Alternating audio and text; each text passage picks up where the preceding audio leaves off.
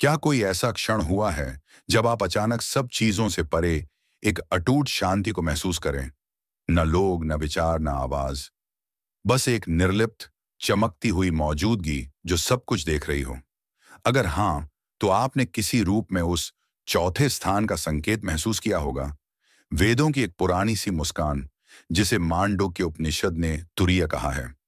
तुरीय कोई तकनीक नहीं, कोई योग स्तर नहीं, यह अनुभवों का पारदर्शी आधार है। वह साक्षी जो उम्र, रूप, मानवीय कहानी और सब मानसिक उथल पुथल के बीच शांत बैठी रहती है। इसे समझाना आसान नहीं, इसलिए हम आज इस वीडियो में कोशिश करेंगे न केवल यह बताने की कि तुरीय क्या है, बल्कि यह भी दिखाने की कि यह कैसे आपकी रोजमर्रा की जिंदगी में घटित हो सकता है। इस यात्रा की शुरुआत होगी एक छोटी सी गूंज से। ओएम के 3 अक्षरों, एयूएम से लेकर जागृत, स्वप्न और सुषुप्ति की 3 दुनिया तक। और फिर हम उन पर से उठकर उस चौथे आकाश की ओर उड़ान भरेंगे, जहां आत्मा अपनी स्वयं की प्रकृति में निहित है।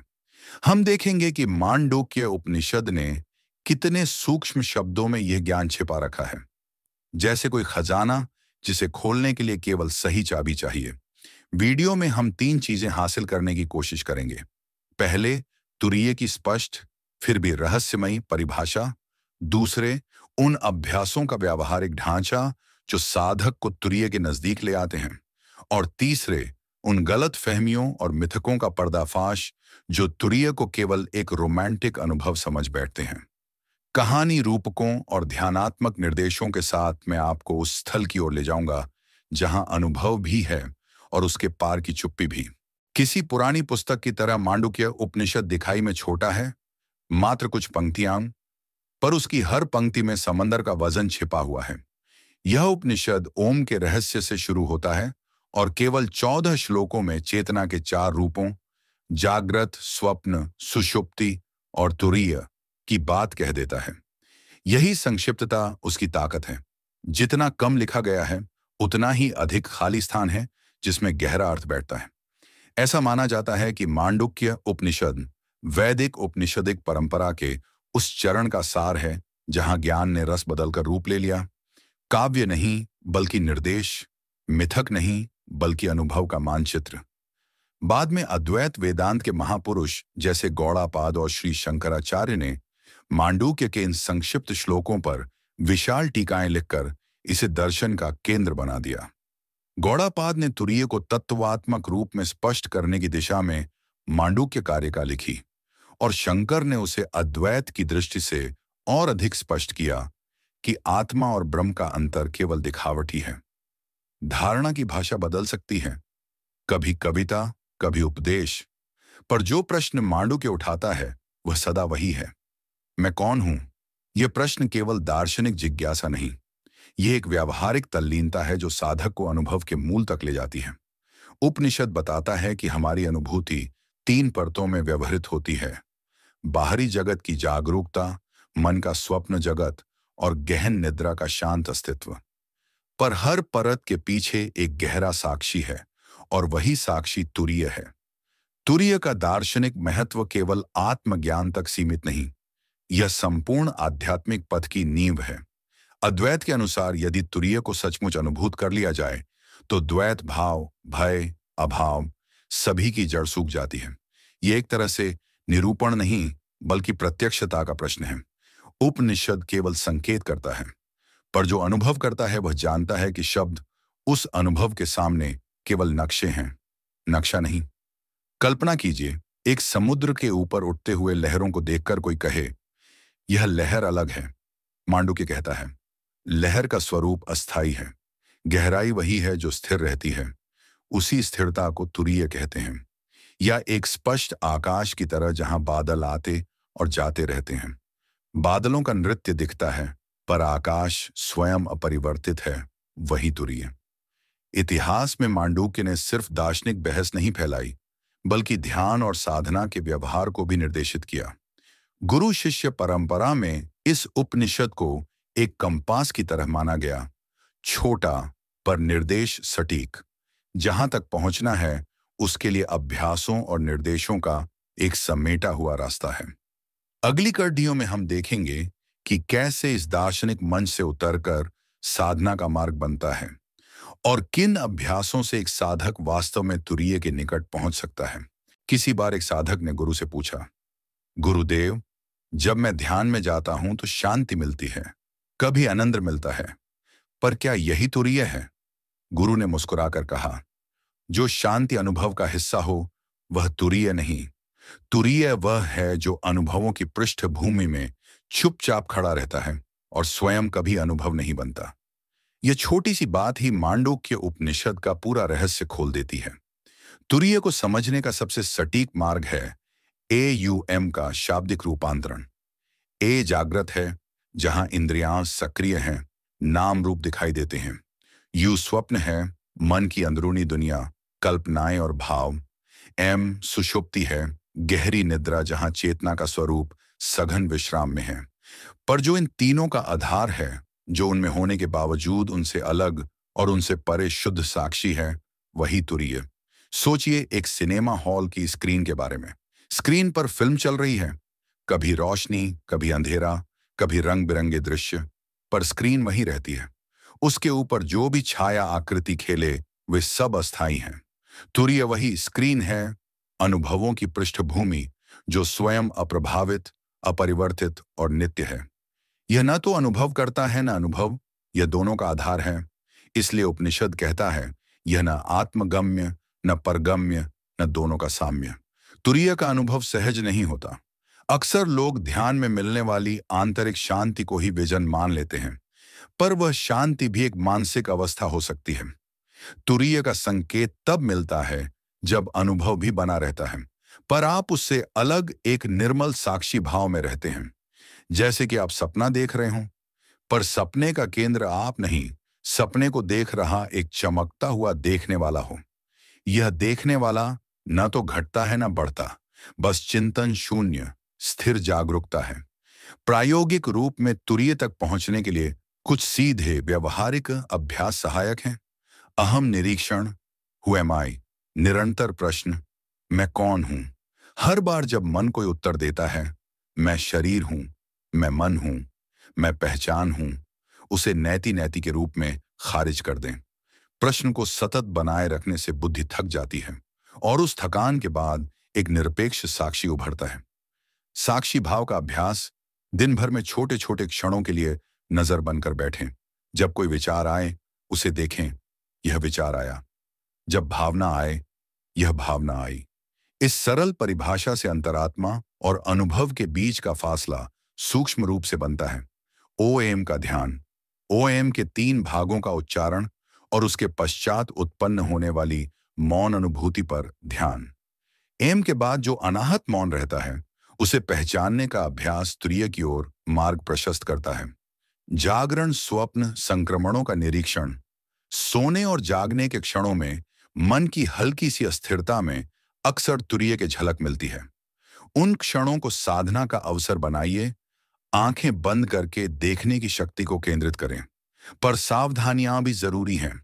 बौद्धिक समझदारी तुरीय का अनुभव नहीं देती और न ही अहंकार की चिंगारी, मैंने तुरीय अनुभव कर लिया, सचमुच ज्ञान का भ्रष्ट रूप है।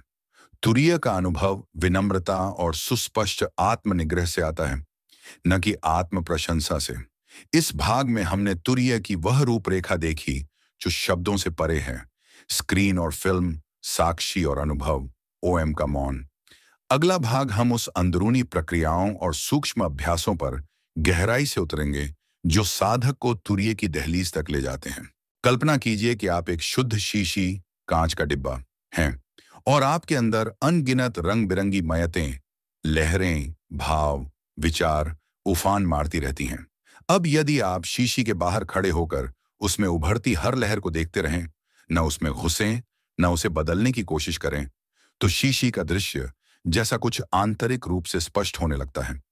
यही साक्षी भाव धीरे धीरे स्थायी बनकर तुरीय की ओर बढ़ता है।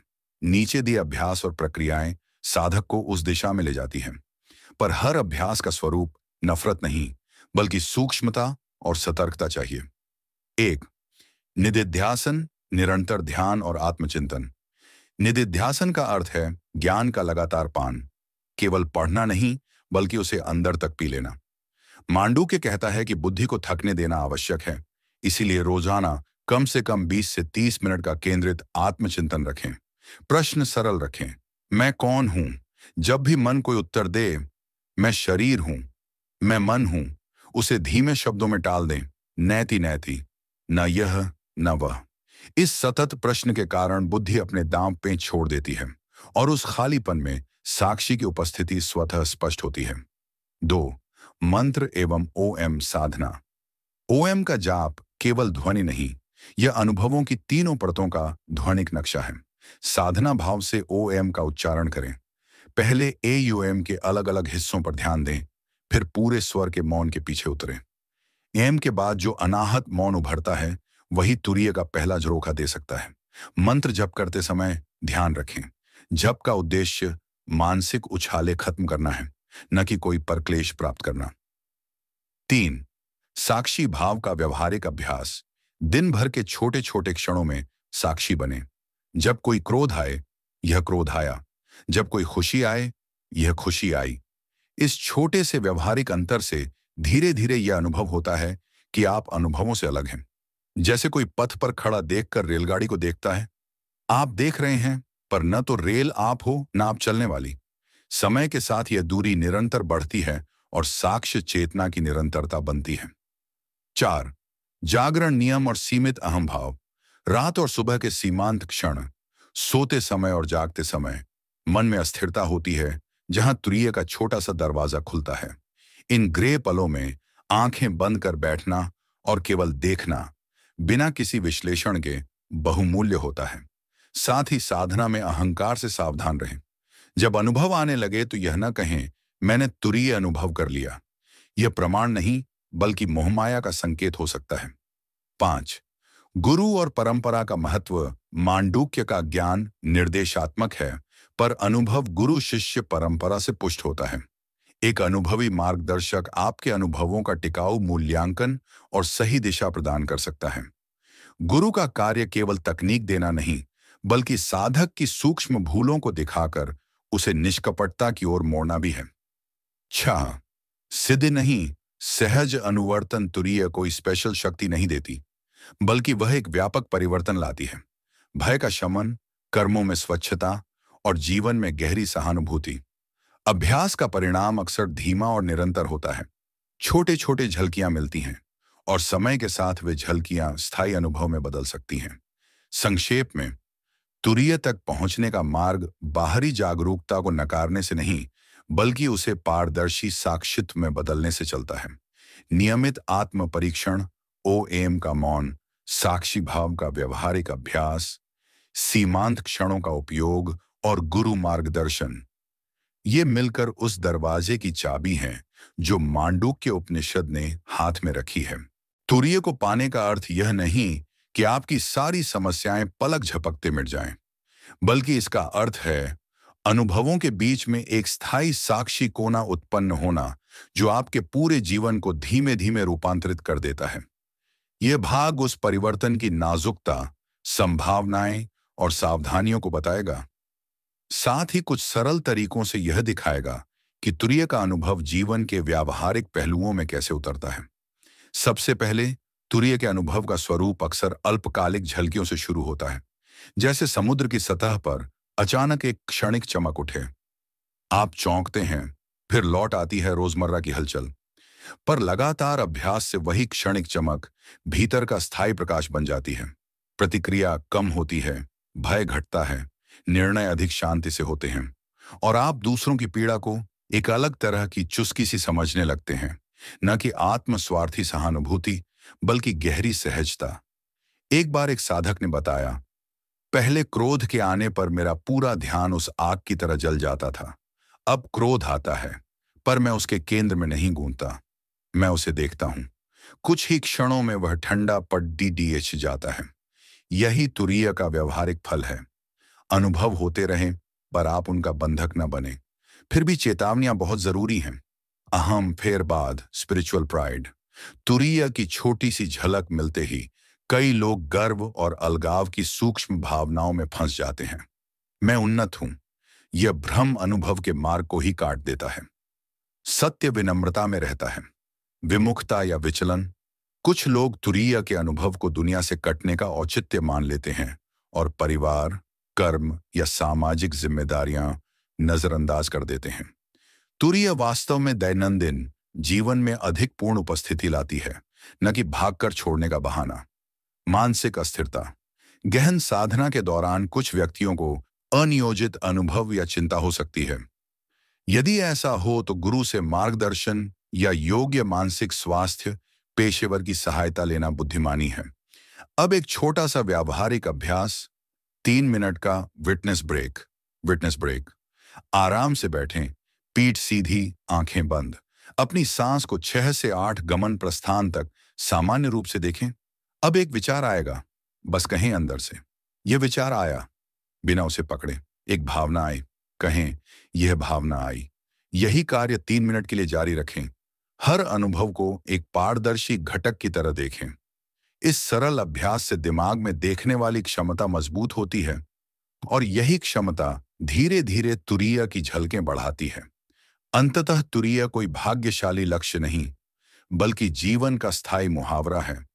एक तटस्थता जो कर्म में स्पष्टता लाती है, रिश्तों में सहानुभूति बढ़ाती है और मृत्यु के भय को नष्ट कर देती है।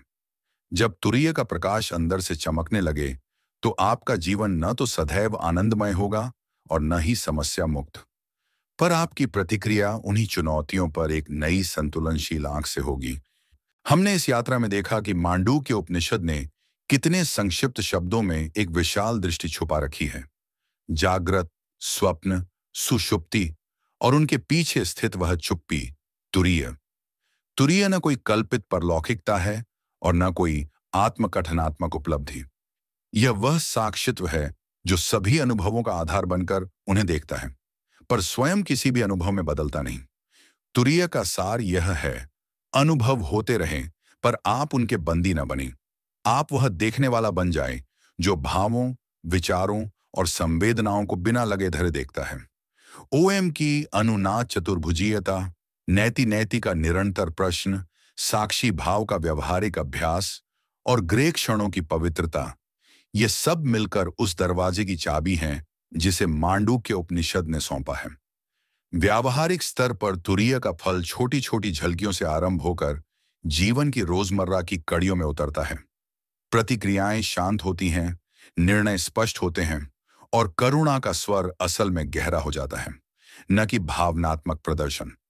साथ ही आध्यात्मिक अहंकार, विमुखता और अनियोजित मानसिक स्थिरता जैसी चुनौतियों के प्रति सतर्कता भी आवश्यक है।